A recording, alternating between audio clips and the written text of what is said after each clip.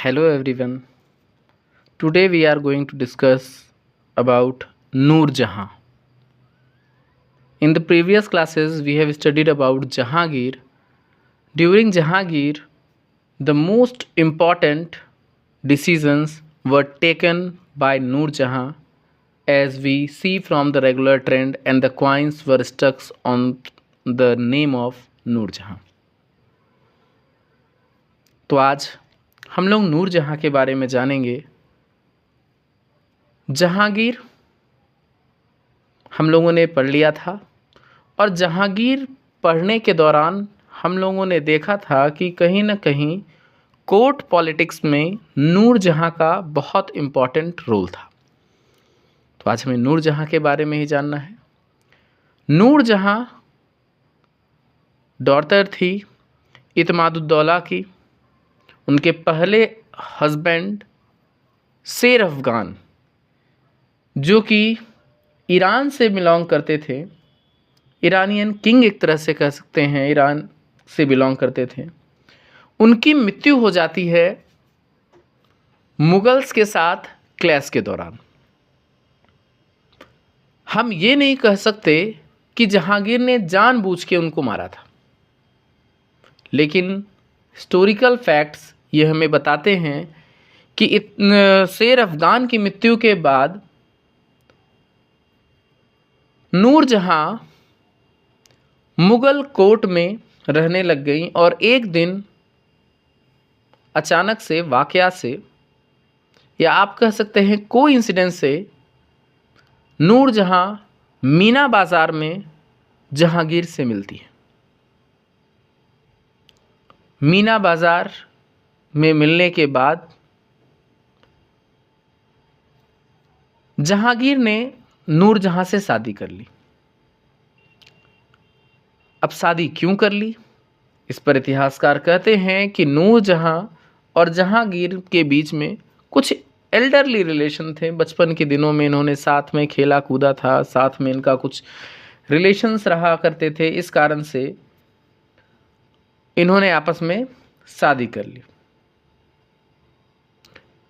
नूर जहाँ की शादी जहांगीर से सन 1611 में हुआ।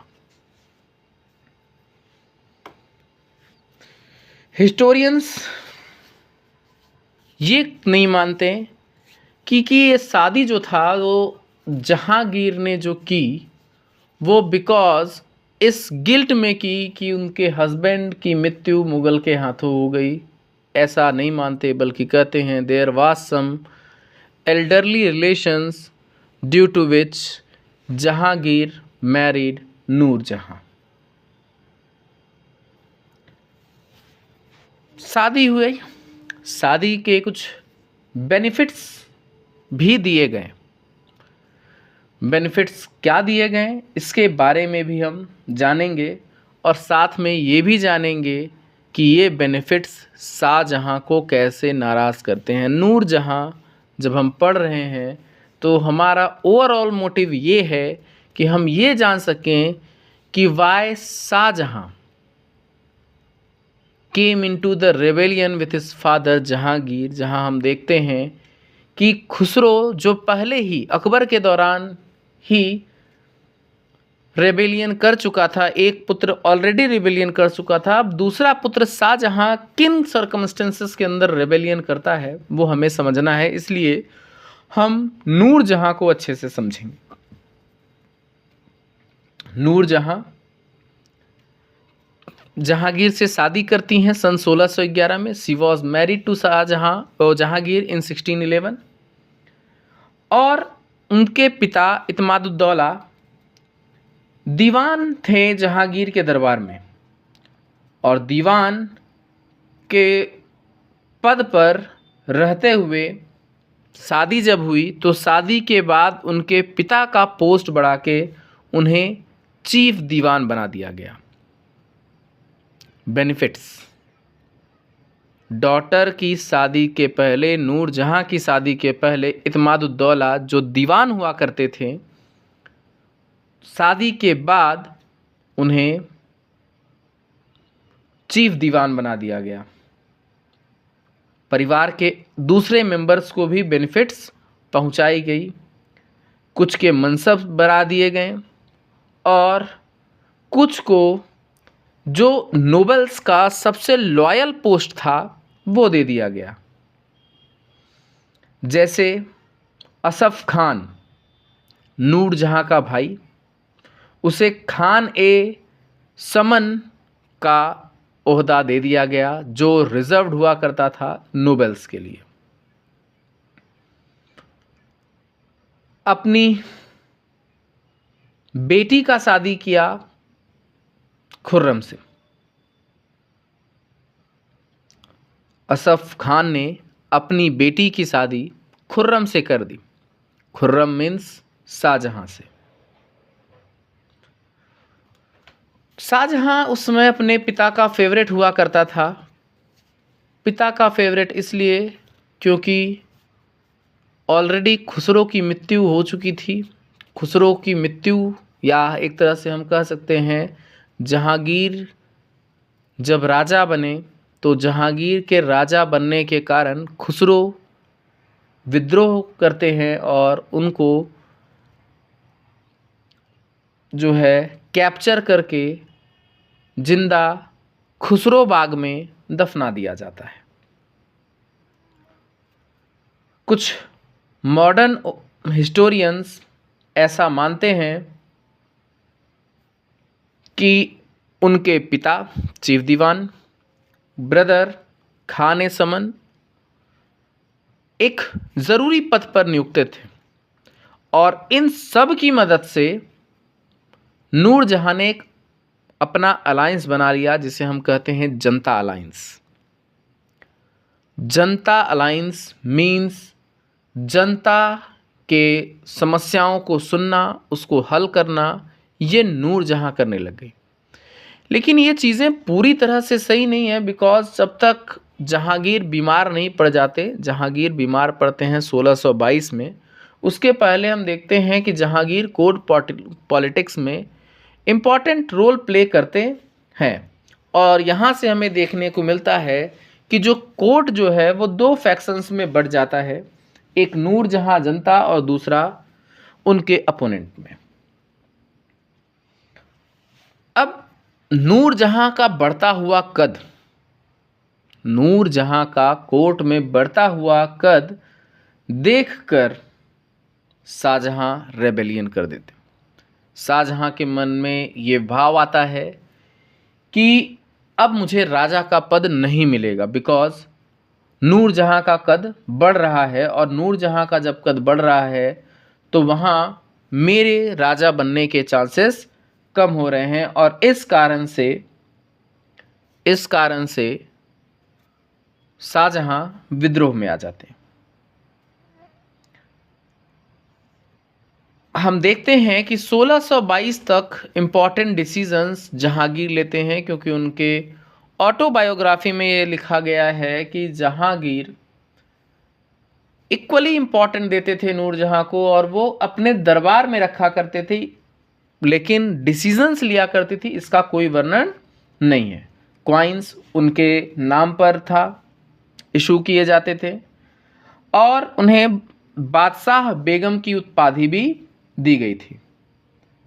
इम्पॉर्टेंट नोबल्स उनका बड़ा सम्मान करते थे। भाई, सम्मान करना जरूरी है ताकि पद और ओहदा बना रहे और बढ़ सके। रॉयल हाउस होल्ड में उनका ओहदा काफ़ी बड़ा था और वो इम्पॉर्टेंट डिसीजंस और इम्पॉर्टेंट इवेंट्स में भी भाग लिया करती थी। इम्पॉर्टेंट इवेंट्स कहने का मतलब राजा जहांगीर जब शिकार पर जाया करते थे तो नूरजहां भी साथ में जाया करती थी और साथ में जब वो राइड करने के लिए जाते थे तो भी नूरजहां साथ में जाया करती थी। तो इस तरह से हमें पता चलता है कि नूरजहां का कद जहांगीर के दरबार में काफ़ी बड़ा था और शाहजहां को ये अच्छा नहीं लग रहा था। शाहजहां को अपनी वैल्यू कम होते देख के ऐसा लग रहा था जैसे मानो उससे सिंहासन दूर हो रहा है, और इस कारण से शाहजहां विद्रोह में आ जाते हैं। अब हमें यह समझना है कि शाहजहां विद्रोह में जो आते हैं वो हमें कैसे पता चलता है। तो सबसे पहले हम देखेंगे कि शाहजहां को कंधार भेजा जाता है, मतलब कंधार जाने का हुक्म दिया जाता है।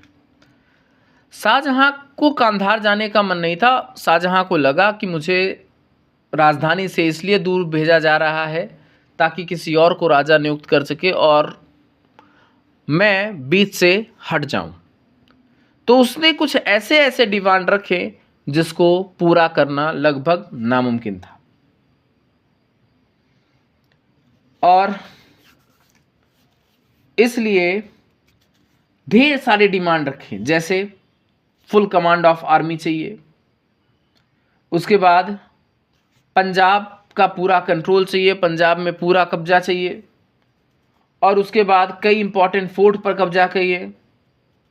जहांगीर को बड़ा बुरा लगा।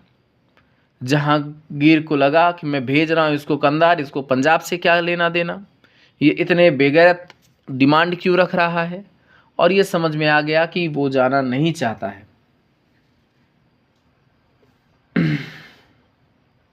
और यही आगे चल के विद्रोह का कारण बना। जैसे ही जहांगीर को पता चला, जहांगीर को लगा कि ये बकवास कर रहा है और इसके इरादे ठीक नहीं हैं, तो जहांगीर ने एक तरह से संदेशवाहक संदेश भेजा जिसमें उसने ऐसी ऐसी चीज़ें कहीं जिसने सिचुएशन को और वर्स कर दिया। उस समय शाहजहां, खुर्रम मांडू में पोस्टेड थे। मांडू से सेना लिया और सेना लेके आगरा की तरफ कूच कर देता है। रिस्पॉन्स टू लेटर, याद रहे, this was the response to the letter that Jahangir wrote to the Shahjahan. और उस लेटर के रिस्पॉन्स में मांडू से सेना लेके शाहजहां आगरा पर कब्जा करने के लिए निकल जाता है और सोचता है आगरा जाके ट्रेजरी पर कब्जा कर लिया जाए, क्योंकि अगर धन पर कब्जा हो जाएगा तो साम्राज्य पर कब्जा हो जाएगा।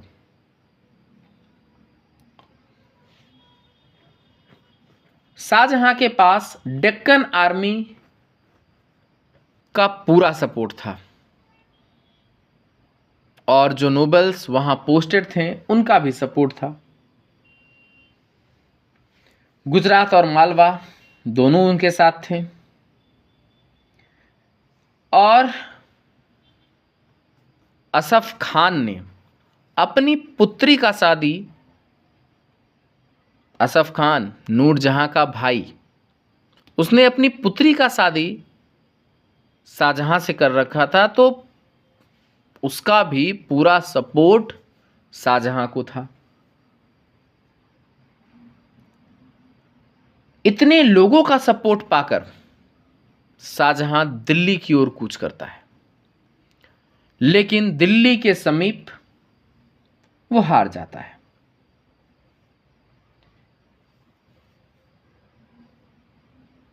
वो दिल्ली के समीप हार जाता है।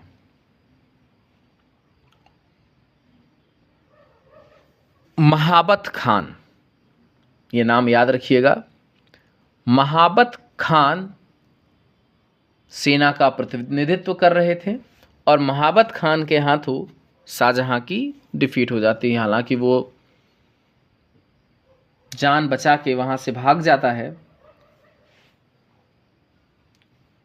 शाहजहां को इसके बाद मुगल की टेरिटरी से निकाल दिया जाता है। अब वो दर बदर शेल्टर के लिए भटकता रहता है, इधर शेल्टर उधर शेल्टर, ईस्ट स्टेट में जाता है, वेस्ट स्टेट में जाता है, गुजरात जाता है, शेल्टर की तलाश में इधर से उधर, और फाइनली उड़ीसा में उसे शेल्टर मिलता है। उड़ीसा में शेल्टर मिलने के बाद वो वहाँ से बंगाल और बिहार पर कंट्रोल कर लेता है। जब बंगाल और बिहार पर शाहजहां का कब्जा हो जाता है तो मलिक महाबत खान को वापस सर्विस में लगाया जाता है कि शाहजहां के साथ डील किया जाए, और महाबत खान एक बार फिर सक्सेसफुल रहता है शाहजहां को कंपेल मतलब दूर भेजने में और बंगाल और बिहार पर कब्जा करने में। जैसे ही बंगाल और बिहार पर कब्जा होता है, शाहजहां वापस डेक्कन भाग जाता है और वहाँ से अपने पिता को माफ़ीनामा भेजता है, पिताजी मुझसे गलती हो गई, मुझे माफ़ कर दो। जहांगीर को भी लगा कि अपने सबसे एबल सन को माफ़ कर देना चाहिए, और माफ़ीनामा के तौर पर शाहजहां के 2 पुत्र दारा और औरंगज़ेब को हॉस्टेज बना करके रख लिया गया और शाहजहां को उसके पद पर वापस रिस्टोर कर दिया गया। ये सब घटनाएं 1626 की हैं। 1622 से 1626 तक जहांगीर के रेबेलियन के कारण जो एम्पायर है वो पूरी तरह से डिस्ट्रैक्टेड रहा, डिस्टर्ब रहा, और इस कारण से कांधार हाथ से निकल गया। अब कांधार पर वापस कब्जा करना था, तो कांधार के हाथ से निकल जाने के बाद मुगल्स ने साउथ में डेक्कन में समन भेजा और बोला कि अकबर के दौरान जो राज्य भी मुगलों के अधीन थे वो राज्य वापस मुगलों के अधीन कर दिया जाए। तो डेक्कन के जितने भी सरेंडर टेरिटरीज थे जो अकबर के दौरान सरेंडर किया गया था, उसको वापस से रिकवर करने की बात चली और वापस करने की बात चली। लेकिन मुगल्स में उस दौरान थोड़ी सी वीकनेस थी, जहां राजा और प्रिंस के बीच में नहीं बन रहा था। प्रिंस का मानना ये था, प्रिंस और राजा के बीच ना बनना भी एक वो था, क्योंकि जहांगीर की बिगड़ती हालात, नूरजहां का बढ़ता कद शाहजहां को कहीं ना कहीं एक डर दे रहा था कि कहीं राजपाट उसके हाथ से निकल न जाए। लेकिन इन सब दौरान एक ट्विस्ट आता है। ट्विस्ट महाबत खान के तौर पर। महाबत खान के बढ़ते हुए कद को देख के नोबल्स को लगा कि महाबत खान ने शाहजहां के रिबिलियन को सप्रेस करने में मदद की है, तो कहीं इसको बड़ा ओहदा न मिल जाए, तो उसकी आँख उसके खिलाफ बातें करनी शुरू कर दी गई। इसके कारण महाबत खान ने बगावत की और कुछ इम्पोर्टेंट राजपूत के साथ आकर रॉयल कैंप जो काबुल की ओर जा रहा था उसमें जहांगीर को बंदी बना लिया। जहांगीर को बंदी बनाने के बाद नूरजहां वहां से भागने में कामयाब हो गई, लेकिन कुछ दिन बाद राजा के समीप, राजा मतलब जहांगीर के समीप रहने के उद्देश्य से नूरजहां ने सरेंडर कर दिया। नूरजहां के सरेंडर करने के बाद 6 महीने के अंदर नोबल्स को अपनी ओर, तो 6 महीने के अंतराल में जितने भी लोग थे, उनको अपनी ओर कन्विंस करने के बाद नूरजहां ने महाबत खान को कमज़ोर कर दिया और इस तरह से जहांगीर को महाबत खान के कब्जे से छुड़ा करके अपने एडमिनिस्ट्रेशन का एक सफल नमूना पेश किया और ये नूरजहां के लाइफ में एक इम्पॉर्टेंट जीत थी।